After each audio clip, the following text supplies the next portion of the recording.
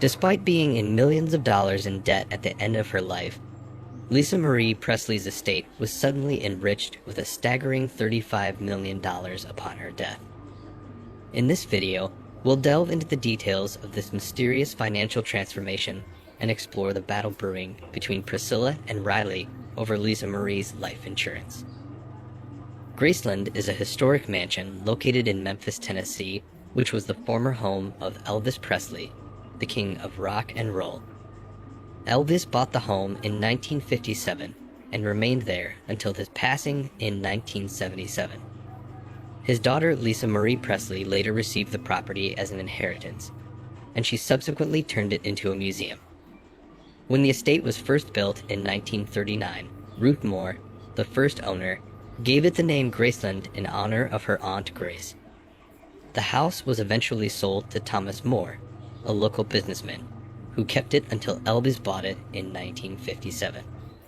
Elvis purchased Graceland when he was just 22 years old, and he set out to personalize the home right away. Among other features, he constructed a swimming pool, a racquetball court, and a meditation garden. He also adorned the mansion's interior in his own distinctive style, which featured a lot of gold and other ostentatious accents. Graceland developed became a center of activity for Elvis and his entourage over time, as well as a well-liked tourist destination. The king frequently gave private tours of the estate and had crowds of admirers from all over the world wait outside the gates to see him. Lisa Marie received Graceland as her inheritance after Elvis passed away in 1977, and she just tried to preserve her father's memory by converting the building into a museum. Visitors may explore the estate and see many of Elvis's personal items, including his huge collection of albums, costumes, and jewels. The mansion has been restored to its 1970s-era decor. Graceland also has a number of other attractions in addition to the estate, such as a museum devoted to Elvis's music and career, a car museum with some of his favorite automobiles, and a complex of stores and eateries. Along with regular special events, the venue also organizes an annual Elvis Week celebration that draws tourists from all over the world. Graceland is one of the most popular private residences in the country, with more than 600,000 visitors annually. It offers a fascinating look inside the life of one of the greatest entertainers ever, as well as proof of Elvis's continuing fame and legacy. Lisa Marie spent her final years running Graceland with her mother and the National Bank of Commerce. Their supervision of Graceland and its exhibits was credited with not just guiding Elvis' legacy, but also sustaining his renown. As she overcame the heartbreaks associated with her father's passing and her 4 marriages, including one to the superstar musician Michael Jackson at the height of his popularity, Lisa Marie reportedly found great personal meaning and purpose in managing Graceland in addition to her own musical career. In addition to pursuing a singing career that saw her release 3 albums, Lisa Marie also had 2 children from a previous relationship with Danny Keough, Riley Keough, an actor, age 33, and Benjamin, a 27-year-old who took his own life in the summer of 2020. Harper and Finley, her twins, are 14 years old. She divorced Michael Lockwood in 2021. When Lisa Marie passed away on January 12, 2023, her 3 daughters, Riley, Harper, and Finley, will inherit the estate, according to a spokesman. A Graceland spokesman did not immediately reply to a request for comment regarding whether the estate will continue to be accessible to the general public. It was reported that Lisa Marie will be laid to rest at the estate next to her late son and father. According to a spokeswoman for her daughter, Lisa Marie's final resting place will be at Graceland, next to her beloved son, Ben. Lisa Marie went to Graceland a few days before she passed away to commemorate the day, January 8, when Elvis would have been 88. As soon as word of her passing spread, well-wishers lighted candles and placed flowers at the property's gates. Following her passing, her estate was awash in wealth to the tune of $35 million, despite the fact that she had racked up debts amounting to millions of dollars during the latter years of her life.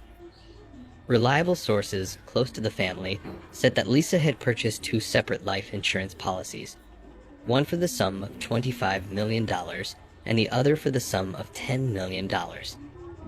According to the information provided by our sources, there might be a third $10 million insurance. However, it is not known whether or not it has expired. What's even more surprising is that, according to sources, Lisa was attempting to cash in the $25 million policy so that she could pay off some of the entire $4 million in obligations that she had.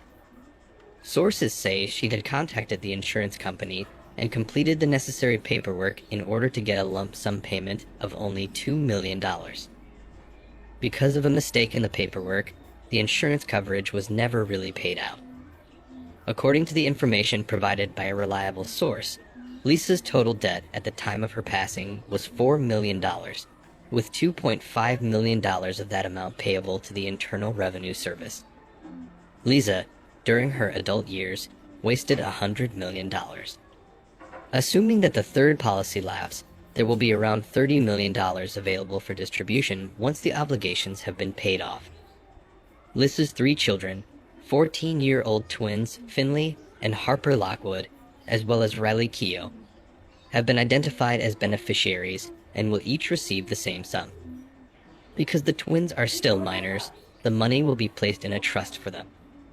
This is the point where tensions are beginning to rise inside the family. Lisa established a trust in 2010, and she appointed her mother and Barry Siegel, who had previously served as her business manager, as trustees. In 2016, Lisa made changes to the trust, one of which involved removing Priscilla and Siegel from their roles as trustees and replacing them with her daughter Riley and son Benjamin. As previously reported, Priscilla submitted documents to the court that cast doubt on the constitutionality of the modification.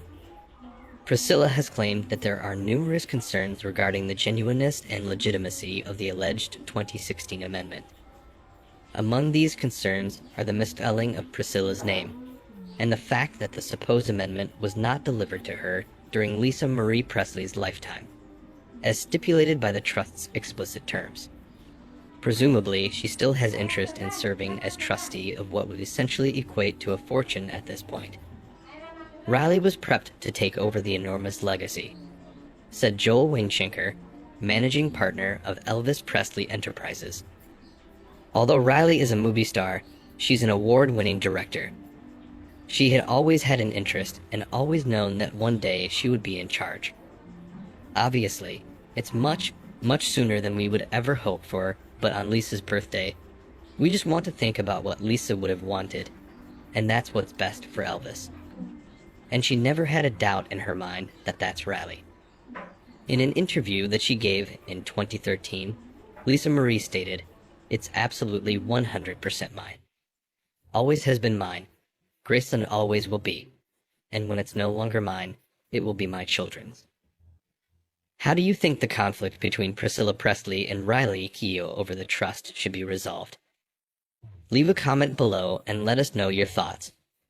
And if you found this video interesting and want to stay updated on similar topics, don't forget to subscribe to our channel and click the notification icon. We'll be sure to keep you in the loop on all the latest news and stories.